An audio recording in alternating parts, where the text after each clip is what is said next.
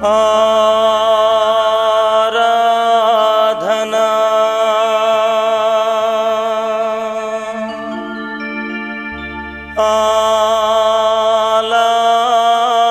ఆలాపనా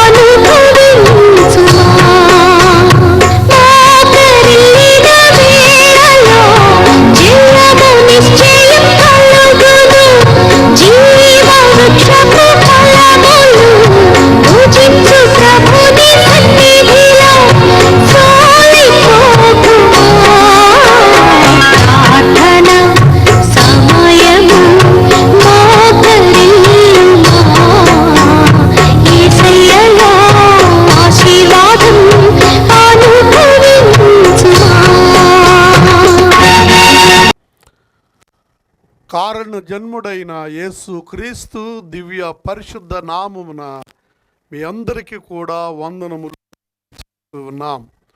దయచేసి వందనాలు చెప్పండి. ఎలా ఉన్నారండి? లేచి ప్రార్థన చేశారా? ప్రార్థనతో ఈ దినాన్ని ప్రారంభిస్తూ ఉన్నారా? మీ యొక్క కుటుంబాలు ఎలా ఉన్నాయి? కుటుంబ పరిస్థితులు ఎలా ఉన్నాయి? మీ ఉద్యోగాలు, అలాగనే మీ యొక్క వ్యాపారాలు, మీ పరిస్థితులు ఎలా ఉంటున్నాయి? ఎప్పటికప్పుడు మాకు తెలియచేయండి. మీ కొరకు మేము గట్టిగా ప్రార్థన చేస్తూ ఉన్నామని తెలియజేయటకు మేము సంతోషపడుతూ ఉన్నాం. నిజంగా దేవుని యొక్క కార్యములు కంటికి కనబడనివి, చెవికి వినబడనివి, హృదయానికి గోచరము కానటువంటి కార్యములని నేను గుర్తెరుగుదును. ఎందుకనంటే ఈ యొక్క టెలివిజన్ కార్యక్రమాలు మరి నేను మీ ముందుకు తీసుకురావడానికి మరి నా పేదరికం కానీ, నాకున్నటువంటి విద్య కానీ, నాకున్నటువంటి జ్ఞానం కానీ ఏది కూడా అడ్డుపడకుండా మరి దేవుని యొక్క ఉచితమైనటువంటి కృప, నాకున్నటువంటి నిస్సహాయ స్థితిని దేవుడు గమనించి మరి కార్యక్రమాలు మన ప్రియులు మరి దేవుని విశ్వాసములో బలంగా కొనసాగబడుతున్నటువంటి ప్రియ స్నేహితులు తమ్ముడు బ్రదర్ విజయ్ కుమార్ గారు, అలాగే సిస్టరు జ్యోతి గారు, వారి కుమారుడు మరి ఈ యొక్క జడిద్య బాబు ఈ కార్యక్రమాలు మన కొరకు సమర్పించున్నారు. వారు ఎన్నో కష్టాల్లో ఉండి ఈ కార్యక్రమాలకు ఆర్థికంగా సహాయం చేస్తున్నారు. ప్రియ శ్రోతలారా, నేను మరలా చెబుతున్నాను, నేను స్వతహాగా ధనవంతుడిని కాదు, గొప్ప విద్యావంతుడిని అసలే కాదు. నేను చాలా తక్కువ చదువుకున్న వాడను. అలాగనే ఆర్థికపరమైనటువంటి స్థితిగతులు నాకంటూ ఏమీ కూడా మెరుగుపరచబడలేదు. అయినప్పటికి కూడా నేను ఈ కార్యక్రమాలు మొదట దేవుని వైపు చూస్తూ ఉన్నాను.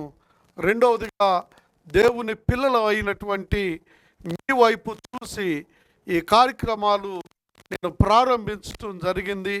ఇప్పటికే 1.5 సంవత్సరము ఈ కార్యక్రమాలు ప్రచారం చేయబడుతున్నాయి. దేవుని యొక్క కృపను బట్టి ఎలాంటి ఆటంకాలు రాకుండా దేవుడు మీలాంటి పెద్దలను, గొప్పవారిని ఈ కార్యక్రమాలు స్పాన్సర్ చేయడానికి దేవుడు వాడుకుంటున్నందుకు దేవుడు మిమ్మును, మీ కుటుంబాలను దీవించాలని నేను మనసారా కోరుతూ ఉన్నాను. దేవుని యొక్క వాక్య భాగంలోనికి వెళదాం, ప్రార్థన చేసుకుందాం. తలలు వంచండి, కళ్ళు మూసుకోండి, వీలుగా ఉంటే మోకరిల్లండి. ప్రభు యొక్క ప్రార్థన మనం అనగానే లాస్ట్లో మనం ఆమెన్ అనేటువంటి పదాన్ని గట్టిగా మనం చెప్పాలని దేవుని యొక్క సేవకుడిగా నేను మీకు తెలియజేస్తూ ఉన్నాను. ప్రార్థనలో ఏకీభవిస్తున్నందుకు ప్రత్యేకంగా మీకు వందనాలు చెల్లిస్తూ ఉన్నాను, ప్రార్థన చేస్తూ ఉన్నాను. ప్రేమ కలిగిన ప్రియ పరలోకపు తండ్రి, మహోన్నతుడా, శ్రేష్ఠుడా, నీకు వందనాలు నాయన. ఇదిగో యొక్క సమయమందు నీ వాక్యమును ధ్యానిస్తూ ఉంటుండగా వినగల చెవులు, గ్రహించగల హృదయాన్ని మాకు దయచేయమని ప్రార్థిస్తున్నాం. మాకున్నటువంటి స్థితిగతులన్నింటినీ కూడా ప్రక్కన పెట్టి నీ వాక్యాన్ని ప్రకటన చేయడానికి మీరు మమ్ములను వాడుకుంటున్న విధానం బట్టి నీకు స్తోత్రాలు చెల్లిస్తున్నాం. ఈ కార్యక్రమాలు వినుచున్నటువంటి బిడ్డలను మీరు ఆధ్యాత్మికంగా వారితో మీరు మాట్లాడమని నేను ప్రార్థిస్తున్నాను. ప్రభువా, వినగల చెవులు, గ్రహించగల హృదయాన్ని వారికి దయచేయండి. కొన్ని ఆత్మలైనా రక్షింపబడటానికి నీ కృప అనుగ్రహించి నడిపించి సహాయం చేయమని యేసుక్రీస్తు దివ్య నామమును బట్టి అడిగి స్తోత్రించి ప్రార్థించి వేడుకుంటున్నాం పరమ తండ్రి. ఆమెన్, ఆమెన్ అని చెప్పినటువంటి ప్రియ దేవుని బిడ్డలందరికీ కూడా ప్రత్యేక వందనాలు తెలియచేస్తూ ఉన్నాను. దేవుని యొక్క వాక్య భాగంలో నుండి మనము ఈరోజు ఓ శ్రేష్టమైనటువంటి అంశాన్ని మనము దేవుని యొక్క వాక్య భాగములో మనము ధ్యానం చేయబోతున్నాం. మత్తయి శుభవార్త 7వ అధ్యాయము 7వ వచనాన్ని మనము చదువుకుందాము. అడుగుడి మీకు ఇయ్యబడును, తట్టుడి మీకు తీయబడును, వెదకుడి మీకు దొరుకునని దేవుని యొక్క వాక్య భాగము మనకి సెలవిస్తుంది. ప్రియా దేవుని బిడ్డలారా, ఈ యొక్క కడవరి దినాలలో మనము జీవిస్తూ ఉన్నామని గుర్తెరగాలి. కారణం ఏంటంటే యేసు ప్రభు యొక్క రాకడ బహు సమీపంగా ఉందని మనము గుర్తెరగాలి. అయితే ఈ కాలంలో చాలామంది మనుషులు సొంత కార్యములను చూసుకుంటూ ఉన్నారు, కానీ దేవుని యొక్క కార్యములను లక్ష్య పెట్టేవారు కొద్దిమంది అయి ఉంటున్నారు. అయితే ప్రియులారా, దేవునిని అడగటము, దేవుని యొక్క నామాన్ని స్తుతించడము, దేవుని యొక్క నామమును ఘనపరచటంలో విశ్వాసులు ఈ రోజుల్లో విఫలు అవుతున్నారని నేను ముక్కుసూటిగా చెప్పగలను. కారణం ఏంటంటే దేవుని కార్యముల పట్ల, దేవుని యొక్క పనుల పట్ల మనుషులకు ఏనాడో ఆకలి తీరిపోయిందని కూడా నేను చెప్పగలను. ఎందుకంటే ఒకప్పుడు ప్రార్థన అంటే చాలా అత్యాసక్తి ఉండేది. ప్రార్థన అంటే చాలామందికి చాలా భయము, భక్తి ఉండేది. ఈనాడు చాలామంది విశ్వాసులు ప్రార్థనకు దూరంగా ఉంటున్నారు, దేవుని యొక్క సన్నిధికి దూరంగా ఉంటున్నారు, దేవుని యొక్క సహవాసమునకు చాలా దూరంగా ఉంటున్నారు. ఒక మాటలో చెప్పాలి అనంటే దేవునిని ప్రక్కన పెడుతున్నటువంటి జనాలు ఎక్కువగా ఉన్నారని ఈ వాక్యము సెలవిస్తుంది. ప్రియులారా, మీరు దేవుణ్ణి ప్రక్కన పెడితే దేవుడు కూడా మిమ్ములను ప్రక్కన పెడతాడు. మిమ్మల్ని ప్రక్కన పెడితే మీరు భ్రష్ట మనసుకు అప్పచెప్పబడుతున్నారని దేవుని వాక్యము సెలవిస్తున్నది. ప్రియ దేవుని బిడ్డలారా, దయచేసి గమనించండి. మనము అడిగితే ఇచ్చే దేవుడు, తట్టితే తీసేటువంటి దేవుడు, వెదకితే దొరికేటువంటి దేవుడు మనకి సమీపంగా ఉండగా ఆయనను మనము వేడుకొనాలని దేవుని యొక్క వాక్యము మనకి సెలవిస్తూ ఉన్నది. యెషయా గ్రంథము 55వ అధ్యాయము 6వ వచన భాగములో, యెహోవా మీకు దొరుకు కాలమందు ఆయనను వెదకండి, ఆయన సమీపంలో ఉండగా ఆయనను వేడుకొనుడని దేవుని వాక్యము సెలవిస్తుంది. ప్రియ దేవుని బిడ్డలారా, ఈ వాక్య భాగములో మనము 4 శ్రేష్టమైనటువంటి విషయాలు ధ్యానం చేయబోతూ ఉన్నాం. అందులో మొదటిగా మనము చూసిందల్లా ఇచ్చేటువంటి దేవుడు. రెండవదిగా మనము అడుగు పెట్టింది ఇచ్చేటువంటి దేవుడు. మూడవదిగా మనము అడిగిందల్లా ఇచ్చేటువంటి దేవుడు. మూడవదిగా మనము అడగక మునిపే మన అక్కర్లు ఎరిగినటువంటి దేవుడు, అలాగుననే ఇచ్చేటువంటి దేవుడని దేవుని వాక్య భాగము మనకి సెలవిస్తుంది. ప్రియా దేవుని బిడ్డలారా, ఈ సమయమందు దేవుని యొక్క వాక్య భాగములో మనము దేనినైతే చూస్తూ ఉన్నామో దానిని దేవుడు మనకి అనుగ్రహిస్తూ ఉన్నాడని మనము గుర్తెరగాలి. దేవుని వాక్య భాగాన్ని మనము చూద్దాం. దేవుని వాక్య భాగములో ఆది కాండము 13వ అధ్యాయము 14వ వచన భాగములోని అబ్రహామును దేవుడు కన్నులెత్తి చూడమని అన్నాడు. ఆయన కన్నులెత్తి చూసినప్పుడు ఆయన ఏం చూశాడు అని అంటే, మరి ఒక మాట దేవుని వాక్య భాగములోని ఉత్తరము వైపు, దక్షిణం వైపు, పడమర వైపు ఆయన చూడగా దేవుడు ఏమన్నాడనంటే, నీకును నీ సంతానమునకు ఈ భూభాగమును నీకు ఇచ్చేదను అని దేవుడు వాగ్దానము చేస్తున్నాడు. ప్రియ దేవుని బిడ్డలారా, ప్రత్యేకించి మనము చూసినటువంటి దానిని దేవుడు మనకి అనుగ్రహించుటలో దేవుని యొక్క సంకల్పం ఉన్నది, దేవుని యొక్క చిత్తం ఉన్నది. పట్టిందల్లా బంగారం అన్నట్టు కాకుండా చూసిందల్లా నాకు ఇస్తాడా అని అంటే, మనము చూస్తున్నటువంటి ప్రతి ఒక్క చూపు అది ఆత్మానుసారమైనటువంటి చూపు అయి ఉండాలి. కానీ ఒకవేళ నేను మోహపు చూపు చూసి నేను ఏదైనా కోరుకుంటే దాన్ని కూడా దేవుడు ఇస్తాడంటే నా దగ్గర సమాధానం లేదు. కారణం ఏంటో తెలుసా?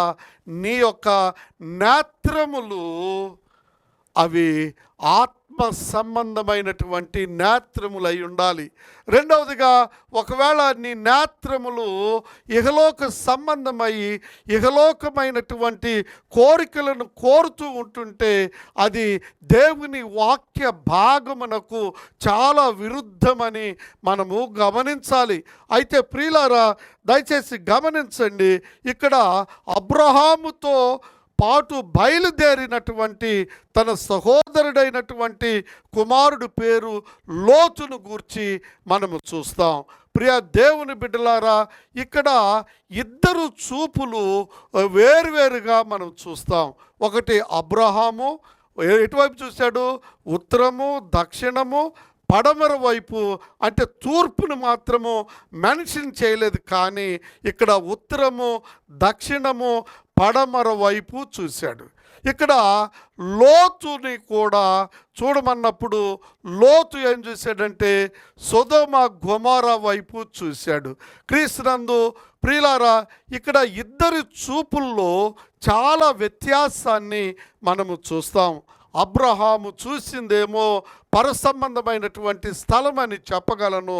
లేదు అనంటే ఇక్కడ లోతు చూసింది చాలా భయానకమైనటువంటి స్థలం. అది సొదొమ గొమొర్రా పట్టణం వైపు ఆయన చూశాడు. ప్రియ దేవుని బిడ్డలారా, ఇద్దరి చూపుల్లో చాలా వ్యత్యాసం ఉన్నది. అలా ఎందుకు అని అన్నానంటే, లోతు చూసినటువంటి ఆ విషయాలను గూర్చి మనం కొద్దిగా దేవుని వాక్య భాగంలోని మనము ధ్యానం చేసుకుందాం. లోతు సొదొమ గొమొర్రా వైపు చూశాడు. అంత మాత్రమే కాకుండా సొదొమ గొమొర్రాకు అతడు ఆకర్షితుడయ్యాడని నేను చెప్పగలను. ఆకర్షితుడు అవటమే కాకుండా అటువైపు ప్రయాణం చేశాడు.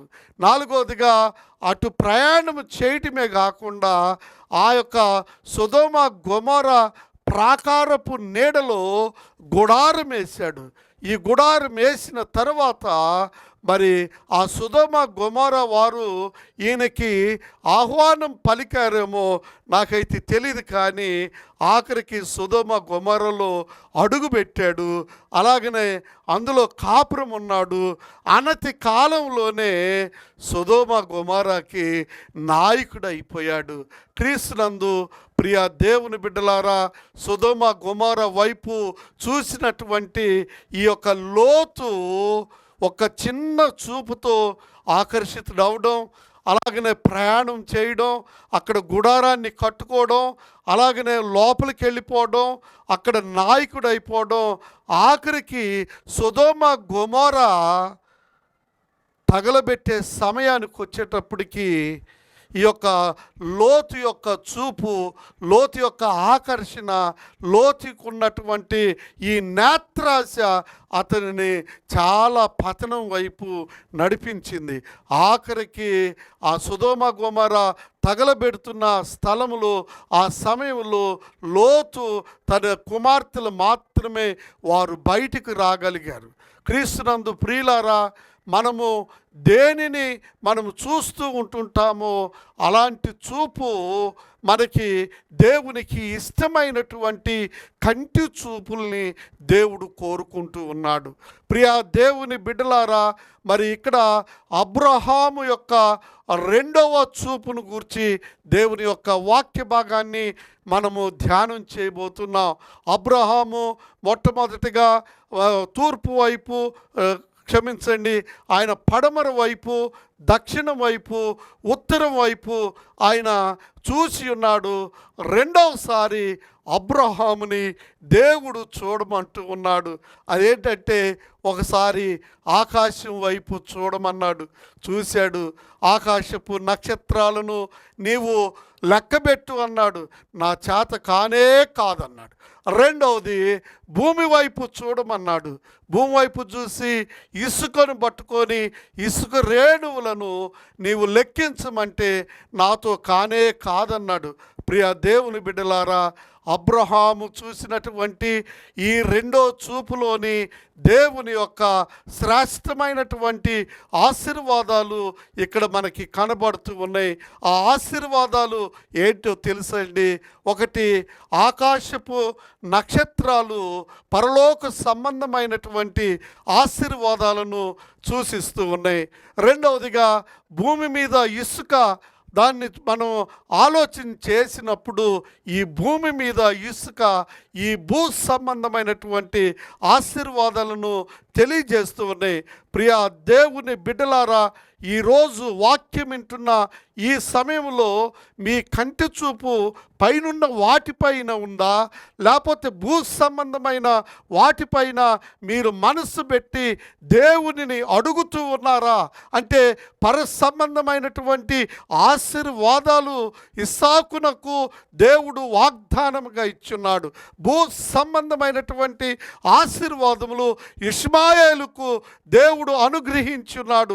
ఈ రెండూ కలిసినటువంటి ఆశీర్వాదాలు ఈరోజు దేవుడు ఈ వాక్యం వినుచున్నటువంటి నీ జీవితంలో దేవుడు నీకు అనుగ్రహించబోతూ ఉన్నాడు. ప్రియ దేవుని బిడ్డలారా, ఈ సమయమందు దేవుని వాక్యం వినుచున్నటువంటి నీ జీవితంలో ఆ యేసు ప్రభువుని నువ్వు చేర్చుకుంటే నీవు అడిగింది ఆయన నీకు ఇవ్వబోతూ ఉన్నాడు. ఆశగొనిన ప్రాణమును దేవుడు తృప్తిపరచునని దేవుని వాక్యము సెలవిస్తున్న రీతిగా దేవుడు నీతో మాట్లాడుతున్నాడు. నీవేది ఆశిస్తున్నావో, నీవేదైతే చూస్తున్నావో దేవుడు నీకు దానిని అనుగ్రహించబోతూ ఉన్నాడు. రెండవదిగా మనం చూసేది ఏంటంటే, మనము అడుగు పెట్టిందల్లా దేవుడు మనకి అనుగ్రహించబోతూ ఉన్నాడు. మనం అడుగుపెట్టింది దేవుని వాక్య భాగంలో మనం గమనించినట్లయితే, దేవుని వాక్యాన్ని చూడండి. ఇక్కడ యెహోషువ గ్రంథము 1వ అధ్యాయము 3వ వచనంలో ఇక్కడ అంటూ ఉన్నాడు, యెహోషువకి నీవు అడుగుపెట్టిన స్థలమంతటిని నీకు ఇస్తానని సెలవిచ్చాడు. ప్రియ దేవుని బిడ్డలారా, అబ్రహాము అడిగితే అబ్రహాముకి ఇస్తానన్నాడు. మోషే అడిగితే మోషేకి ఇస్తానన్నాడు. అలాగనే యెహోషువతో దేవుడు మాట్లాడుతూ ఉన్నాడు. యెహోషువ గ్రంథం 1వ అధ్యాయము 3వ వచన భాగంలో ఇదంతటిని నీకిస్తా అని సెలవిచ్చాడు. ప్రియ దేవుని బిడ్డలారా, నీవు అడుగుపెట్టిన ప్రతి స్థలములో నీ దేవుడు తన సన్నిధి ప్రసన్నతో నీతో ఉంటూ ఉన్నాడు. నువ్వు ఒక నూతన స్థలంలో ఉంటున్నావా, లేకపోతే నువ్వు దూరదేశంలో ఉంటున్నావా, నువ్వు పరాయి దేశంలో ఉంటున్నావా, నువ్వు ఉన్న చోట దేవుడు నిన్ను దీవించబోతున్నాడు, ఆశీర్వదించబోతున్నాడు. నీలా ఉన్నటువంటి నిరాశ నిస్పృహను ప్రక్కన పెట్టేసి నా ప్రభువు నాతో ఉన్నాడు, నేను మోషేకు తోడై ఉన్నట్టు నేను నీకును తోడై ఉంటానని దేవుని వాక్యము సెలవిస్తుంది. మరి యెహోషువకు దేవుడు అడుగుబెట్టిన ప్రతి స్థలాన్ని ఆయన యెహోషువకి ఇస్తానన్న రీతిగా ఆ వాగ్దానము ఈరోజు అబ్రహాము, మోషే, ఇస్సాకు, యాకోబులకు అలాగనే యెహోషువకు ఎంత వాగ్దానం చేశాడో దేవుడు, నీకును నాకును ఆ వాగ్దానమును నెరవేర్పు జరుగునట్లు నేను ప్రార్థన చేయబోతున్నాను. ఇకపోతే మూడవదిగా దేవుని వాక్య భాగములో మనం చూసేది ఏంటంటే, మనము అడిగింది దేవుడు ఇస్తూ ఉన్నాడు. మత్తయి సువార్త 7వ అధ్యాయము 7వ వచనాన్ని మనం గమనించినట్లయితే ఆయన అంటున్నాడు, అడుగుడి మీకు ఇయ్యబడును, వెదకుడి మీకు దొరుకును, తట్టుడి మీకు తీయబడునని వ్రాయబడి ఉన్నది. ప్రియా దేవుని బిడ్డలారా, మనము దేవుణ్ణి అడుగుటలో మనం ఎప్పుడు కూడా విసుగు చెందకుండా ఉండాలి. రెండవదిగా మనము దేవుణ్ణి వెదకటములో మనము విసుగు చెందకుండా ఉండాలి. మూడవదిగా దేవుని యొక్క తలుపు తట్టుటలో మనము విసుగు చెందకుండా ఉండాలి. అంటే ఈ 3 విషయాలు మనకు తెలియజేస్తున్నటువంటి ఆధ్యాత్మిక సత్యము ఏంటంటే, ఈ యొక్క అడుగుట, అలాగే తట్టుట, వెదకుట, మరి పట్టుదలతో కూడినటువంటి ప్రార్థనను మనకి తెలియజేస్తుంది. ప్రియులారా, అడగటం అంటే మనం అడుగుతున్న ప్రతి విషయాన్ని పొందే వరకు మనం అడగాలి. రెండోది, మనం వెతుకుతున్నాము అనంటే మనకి దొరికే వరకు మనం వెతకాలి.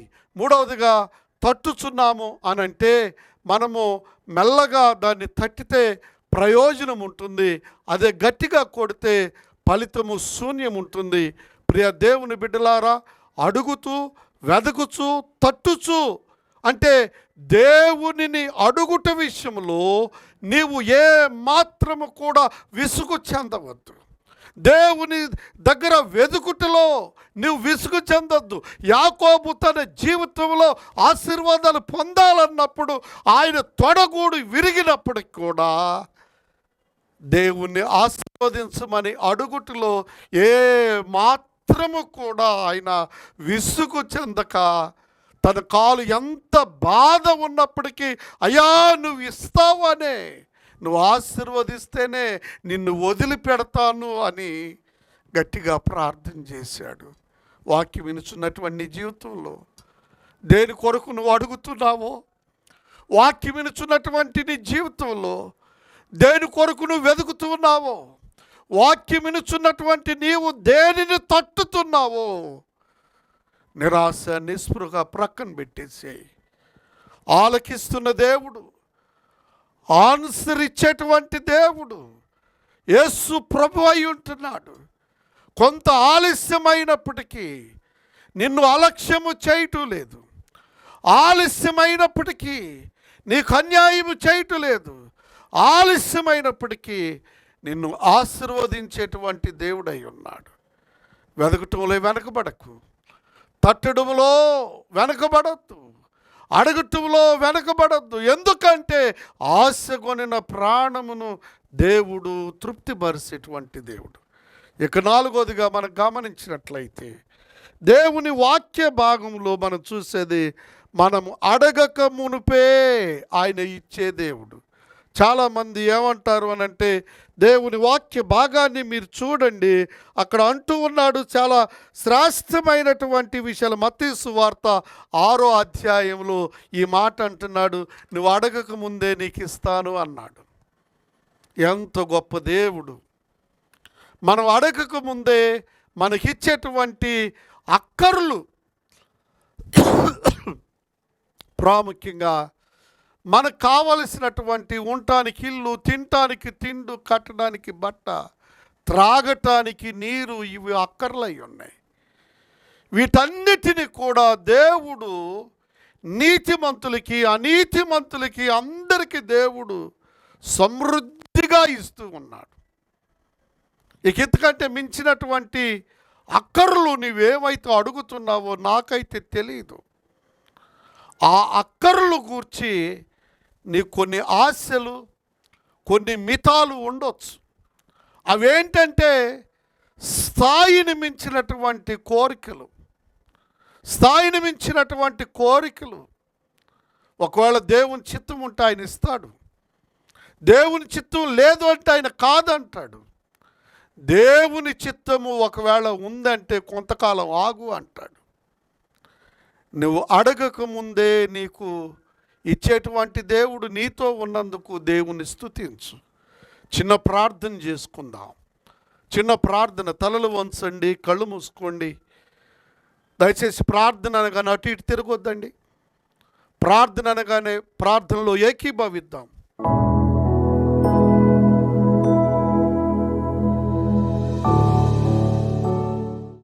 పరిశుద్ధమైన ప్రియ పరమ తండ్రి, ఈ సమయమందు మీరు ఇచ్చిన వాక్య భాగాన్ని బట్టి నీకు వందనాలు. అడుగుడి మీకు ఇవ్వబడును, తట్టుడి మీకు తెరవబడును, వెదకుడి మీకు దొరుకును అని వాక్యము సెలవిచ్చావు. నీ బిడ్డలు ఏదైతే వెతుకుతూ ఉన్నారో, ఏదైతే అడుగుతున్నారో, యేసుక్రీస్తు శక్తి కలిగిన నామంలో మీరు వారికి అనుగ్రహించండి, నడిపించండి. కొందరు ఆరోగ్యాన్ని అడుగుతున్నారు ప్రభువా, ఆరోగ్యాన్ని దయచేయండి. షుగరు, బీపీ, గుండె వ్యాధులు ప్రభువా, క్యాన్సర్ వ్యాధుల నుంచి, భయానకమైనటువంటి రోగముల నుండి మీరు వారిని స్వస్థపరచండి, కృప చూపించండి. ఆర్థికపరమైనటువంటి ఇబ్బందులతో కొట్టుమిట్టిలాడుతున్న బిడ్డలకి ఆర్థిక సహాయమును దయచేయండి. వివాహములు కానటువంటి పిల్లలకు వివాహాలు దయచేయండి, కృప చూపించు నాన్న. నిరుద్యోగులను జ్ఞాపకం చేసుకోండి, కృప చూపించు నాయన. నిరుద్యోగ సమస్యను నిర్మూలించి కృప చూపించండి. దూరదేశాల్లో ఉన్న మా తెలుగు బిడ్డల్ని మీరు జ్ఞాపకం చేసుకోండి, కృప చూపించండి. వృద్ధాప్యంలో ఉన్న తల్లిదండ్రులను నాయన, భార్యలకు దూరం అయిపోయిన భర్తలకు దూరం అయిపోయిన భార్యలను మీరు జ్ఞాపకం చేసుకోండి. వారి కుటుంబాలను మీరు కట్టండి ప్రభువా. కుటుంబాల్లో నెమ్మది లేనటువంటి వారికి నెమ్మదిని దయచేయమని యేసు నామమున అడుగుచున్నాము తండ్రి. ఆమెన్, ఆమెన్ అని చెప్పినటువంటి ప్రియ శ్రోతలందరికీ మరొకసారి వందనాలు తెలియచేస్తూ ఉన్నాం. ఈ కార్యక్రమాల కొరకు మీరు ఖచ్చితంగా ప్రార్థన చేయండి. ఈ కార్యక్రమాల కొనసాగింపుకు మీ యొక్క సహాయ సహకారములు నాకు ఎంతో అవసరమై ఉంటుంది. మీరు ప్రార్థించండి, తోడ్పాటు ఇవ్వండి. దేవుడు మీ కుటుంబాలను దీవించి ఆశీర్వదించాలని మనసారా కోరుతూ మీ సిలువ దాసుడు రెవరెండ్ డానియల్.